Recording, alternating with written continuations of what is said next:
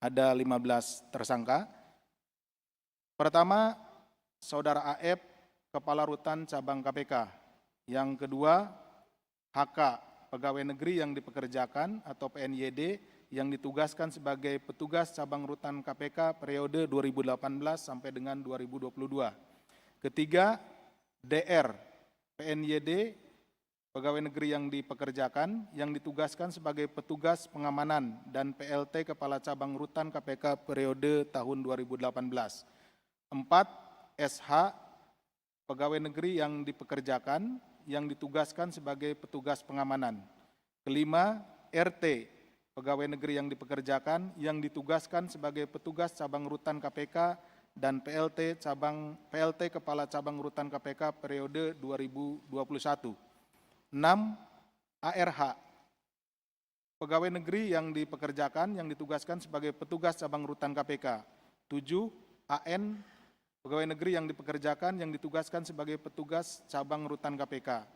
8. EAP, Pegawai Negeri yang dipekerjakan yang ditugaskan sebagai petugas cabang rutan KPK periode 2018 sampai dengan 2022.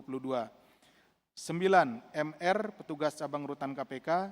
10. SH, Petugas Cabang Rutan KPK. 11. RUA, Petugas Cabang Rutan KPK. 12. MHA, Petugas Cabang Rutan KPK. 13. WD, Petugas Cabang Rutan KPK. 14. MA, Petugas Cabang Rutan KPK. Dan 15. RR, Petugas Cabang Rutan KPK. Untuk kebutuhan proses penyidikan, tim penyidik menahan para tersangka dimaksud selama 20 hari pertama terhitung tanggal 15 Maret 2024 hari ini sampai dengan 3 April 2024 di rutan Polda Metro Jaya. Jadi tidak di rutan KPK ya. Ini kita titipkan di rutan Polda Metro Jaya. Adapun konstruksi perkara diduga telah terjadi sebagai pegawai negeri yang dipekerjakan di KPK mulai tahun 2018, HK ditugaskan sebagai petugas cabang rutan dan DR sebagai petugas keamanan merangkap PLT Kepala Cabang Rutan KPK. Sekitar tahun 2019 bertempat di salah satu KP di wilayah Tebet, Jakarta Selatan, diadakan pertemuan yang diikuti DR yang saat itu menjabat PLT Kepala Cabang Rutan, HK, MR, RUA, dan RR dalam rangka menunjuk dan memerintahkan MR sebagai lurah. Jadi di rutan tersebut ada yang ditunjuk sebagai lurahnya. Ini bukan struktur resmi ya, ini struktur yang mereka buat sendiri. Ada yang dinamakan lurah di rutan cabang KPK.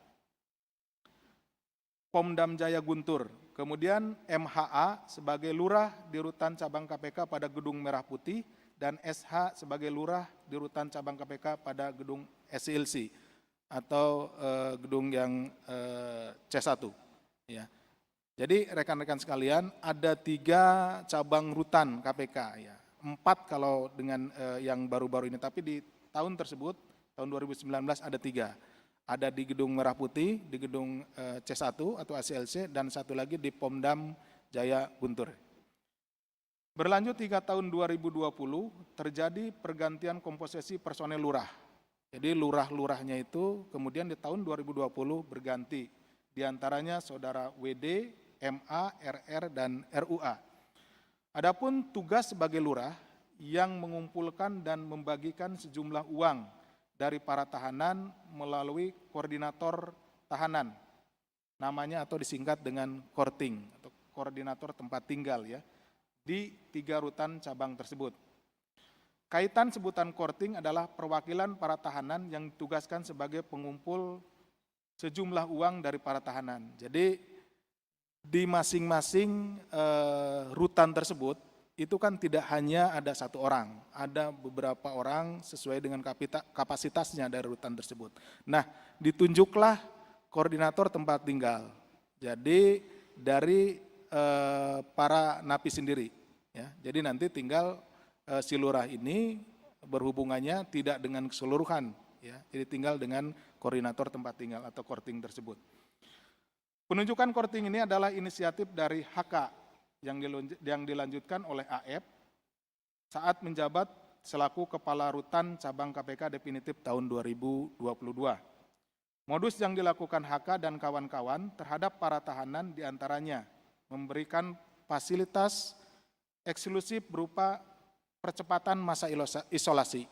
Jadi ketika masuk pertama kali, ya masuk tahanan pertama kali itu diisolasi dulu, ya sebelum, jadi tidak langsung dibaurkan tapi dilakukan isolasi. Nah, masa isolasi inilah yang mereka tawarkan supaya bisa dipercepat gitu. Ini menjadi bargaining bagi mereka untuk mendapatkan sesuatu dari tahanan. Anda mau isolasinya cepat atau sesuai dengan standar gitu, seperti itu. Kemudian layanan menggunakan handphone dan powerbank hingga informasi sidak.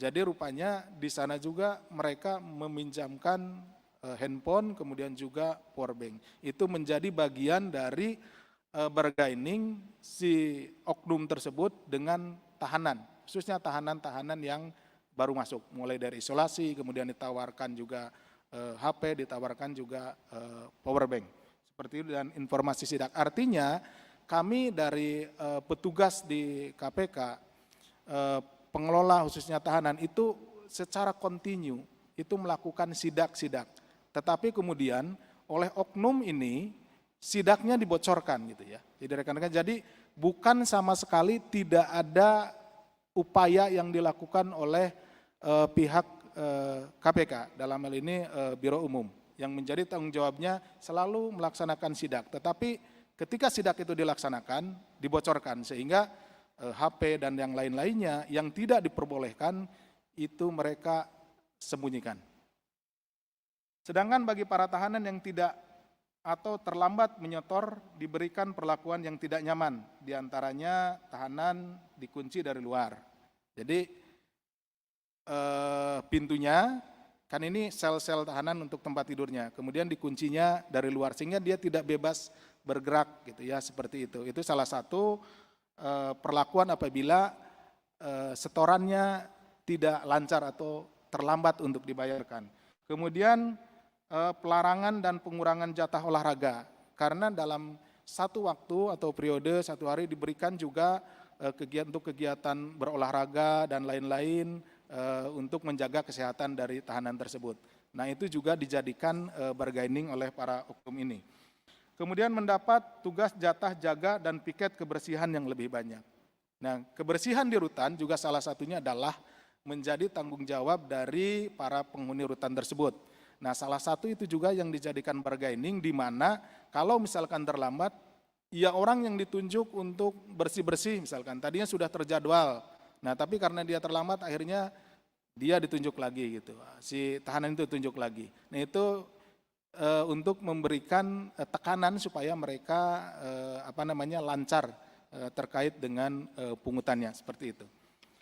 Kemudian besaran uang untuk mendapatkan layanan-layanan tersebut bervariasi dan dipatok mulai dari 300.000 sampai dengan 20 juta, ya, yang kemudian disetorkan secara tunai maupun melalui rekening bank penampungan dan dikendalikan oleh lurah dan korting. Ya, jadi pungutannya tadi lurah itu yang oknum tadi itu tidak ke masing-masing, karena di awal dia pada saat masuk sudah didoktrin, kemudian termasuk tadi di layanannya diberikan, dijelaskan dan lain-lain.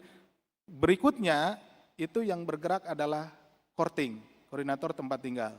Jadi nanti korting itu yang melaporkan, sehingga memang ini sudah dibuat terstruktur gitu ya. Mulai dari tadi di tahun 2019 ditunjuknya lurah di 3 tempat, kemudian ditunjuknya korting. Kemudian disetorkan secara tunai maupun melalui rekening bank, penampungan, dan dikendalikan oleh lurah dan korting. Mengenai pembagian besaran uang yang terima HK dan kawan-kawan juga bervariasi sesuai dengan posisi dan tugas yang dibagikan per bulan, mulai dari 500.000 sampai dengan 10 juta.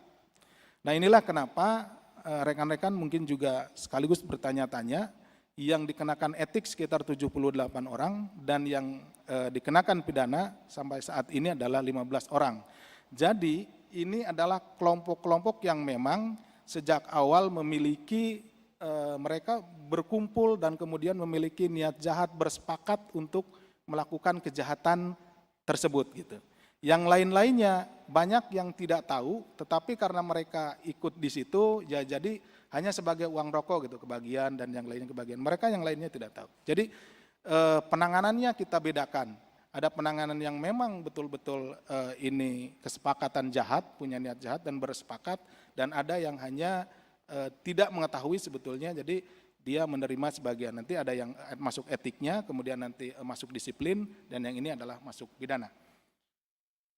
Mengenai pembagian besaran uang yang terima akan bervariasi sesuai dengan posisi dan tugasnya yang dibagikan per bulan mulai dari 500.000 sampai dengan 10 juta sebagai berikut.